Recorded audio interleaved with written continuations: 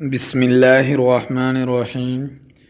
سوتے وقت عذاب سے حفاظت کی مسنون دعا۔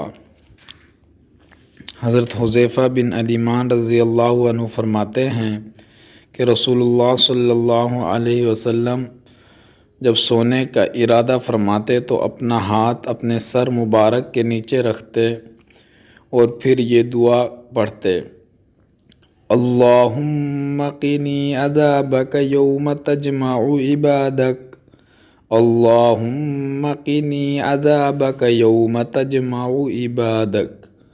اے اللہ، مجھے اپنے عذاب سے اس دن بچا لے جس دن تو اپنے بندوں کو جمع کرے گا۔ اے اللہ، مجھے اپنے عذاب سے اس دن بچا لے جس دن تو اپنے بندوں کو جمع کرے گا۔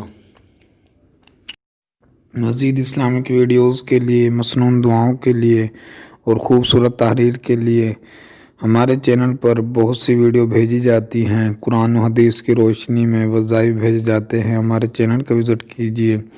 جس بھائی کو ویڈیو پسند آئے وہ ویڈیو کو لائک کر دیں اور ہمارے چینل کو ضرور سبسکرائب کر دیں تاکہ ہماری نئی ویڈیو آپ تک جلد سے جلد پہنچ سکے۔ ملتے ہیں اگلی ویڈیو میں، جب تک کے لیے خدا حافظ۔ جزاک اللہ خیر، والسلام۔